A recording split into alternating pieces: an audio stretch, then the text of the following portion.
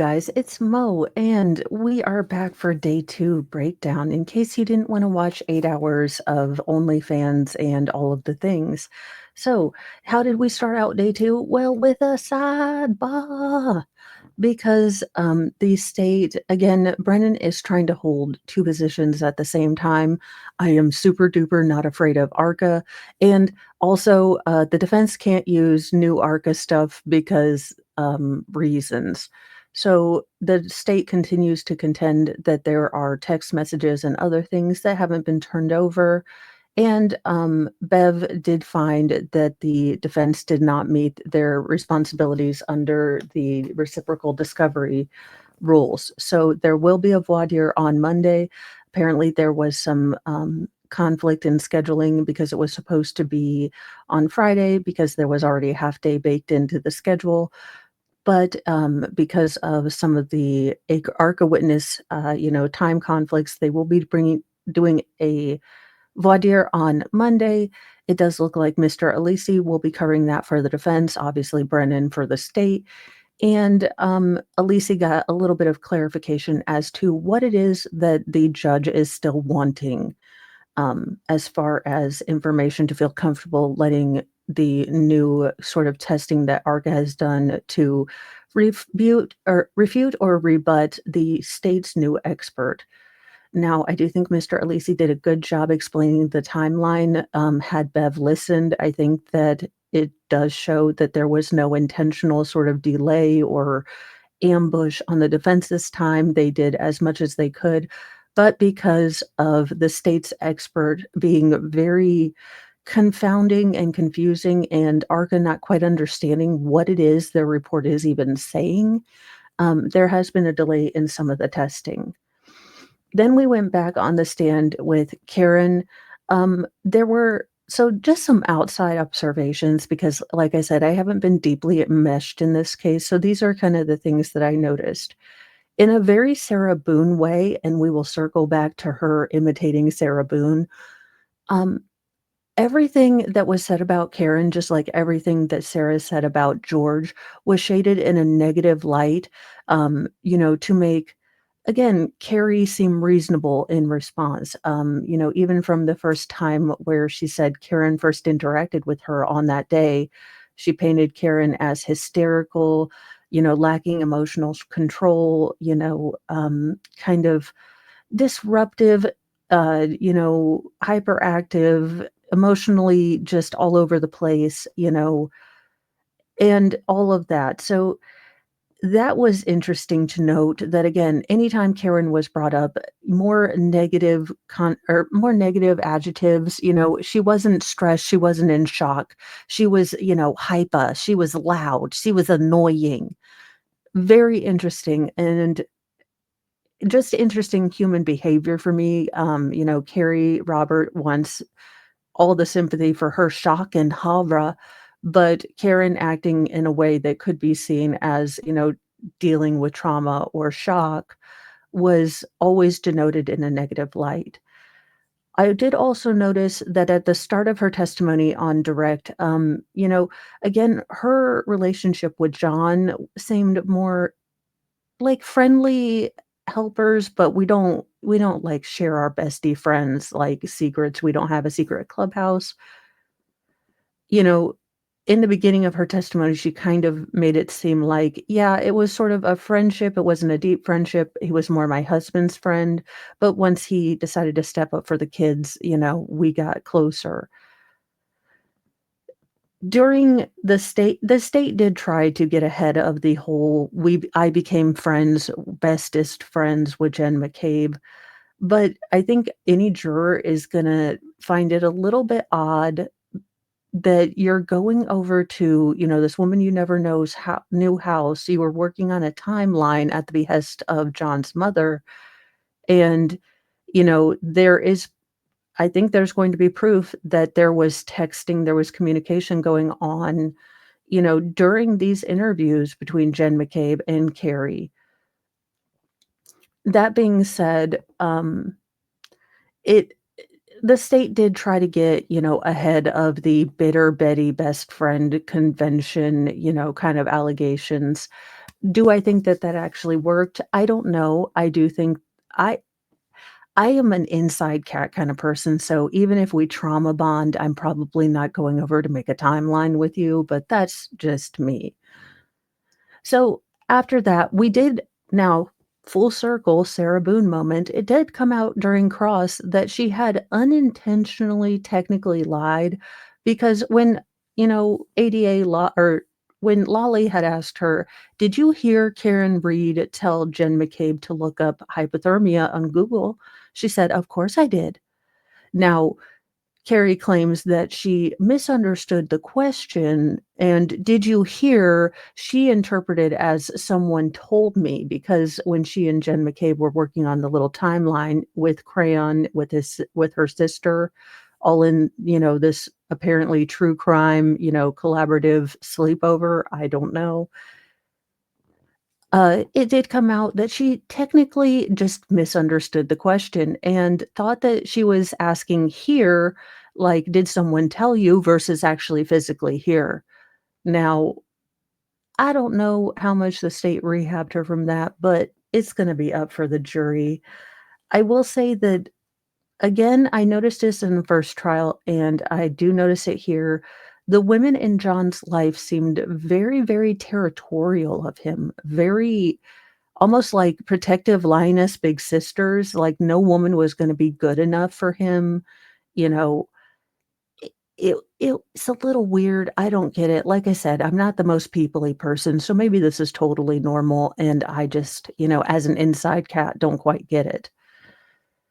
Then we had Peggy, John O'Keefe's mother. I She started off with a smile. I think that she is, and obviously still greatly affected, by the death of her son. I think she holds a lot of anger toward Karen, um, and I can understand the way she shaded her testimony.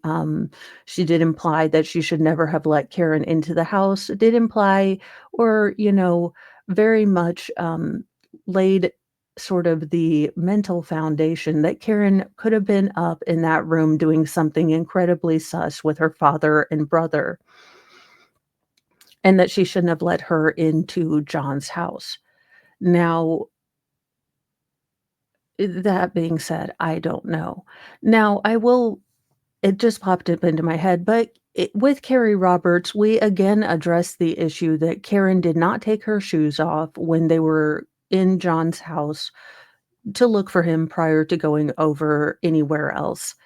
And of the most asinine things of this asinine case, this has to take the crap spackle cupcake. I mean, honestly, she knew he was dead. She didn't take off her shoes because she was like, "F him." Anywho, back to Peggy. The defense did not cross Peggy, and I don't think that there would have been anything that they would have gotten constructive out of it. Even if they did bring some facts to light about maybe the more truthful aspects of, John and her relationship, I don't think that would have gotten them any points with the jury, and I think that, just standing up, Jackson saying, "I am sorry for your loss, truly sorry. I have no questions." I think that was pretty classy.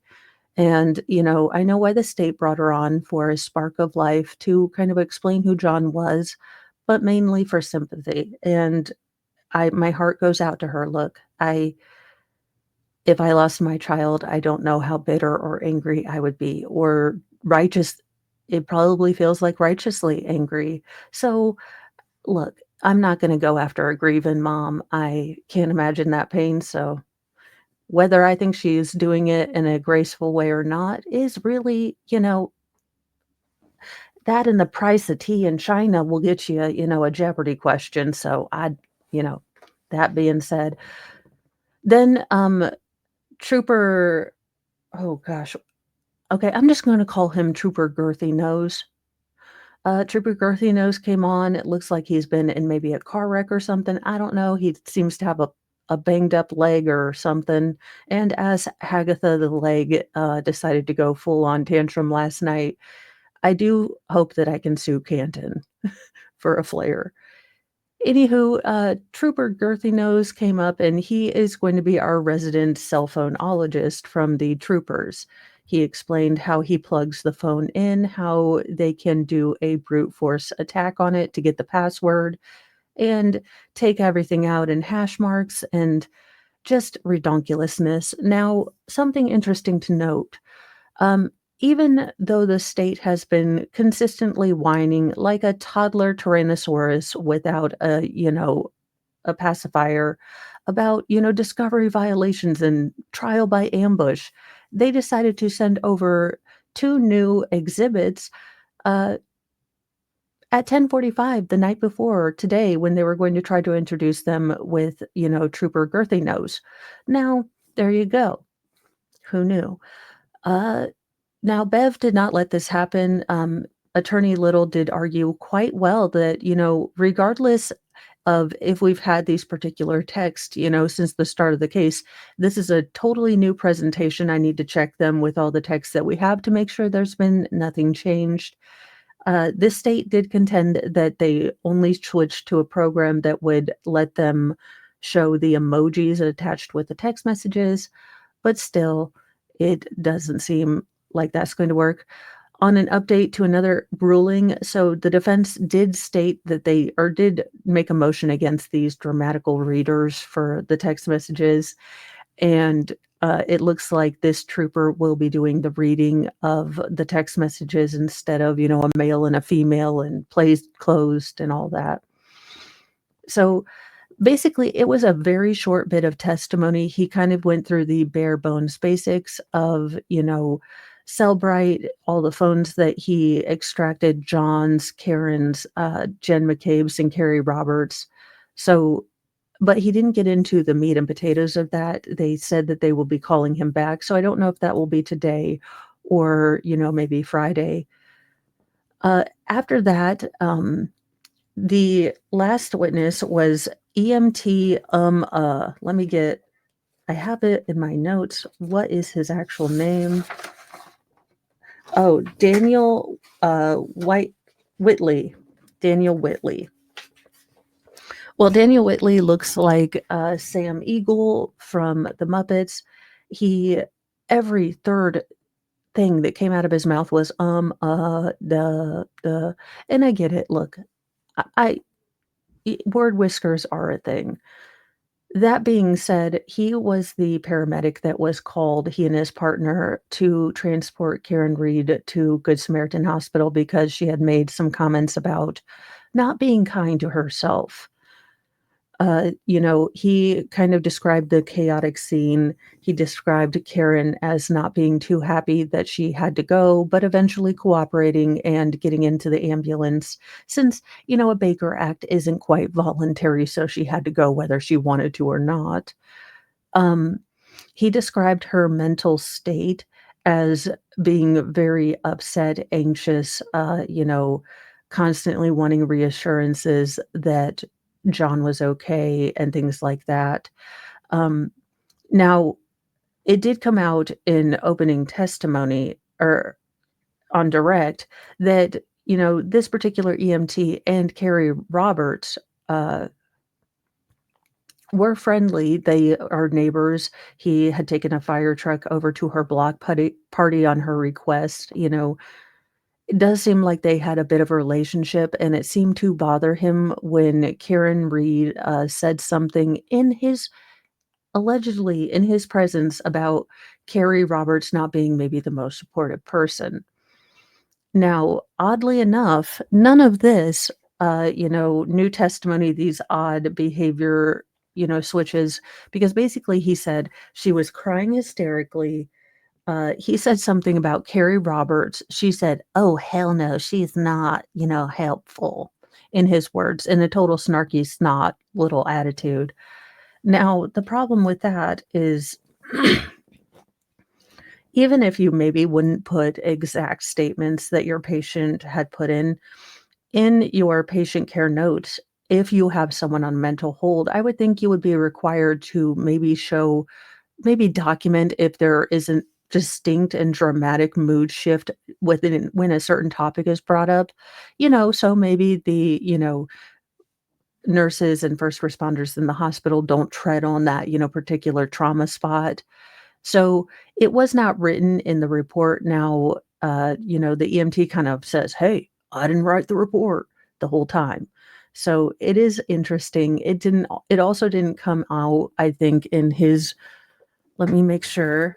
Don't wanna tell you guys wrong, but it didn't seem to come out, uh, during his first report, February 8th, 10 days later. Really didn't come out then. It didn't come out, in the report that his, you know, partner did. But again, we are noticing a trend here, and I think the jury is going to start noticing a trend of these witnesses being very good on direct, having some major credibility issues on cross, and then the state trying to cobble together something to make that okay.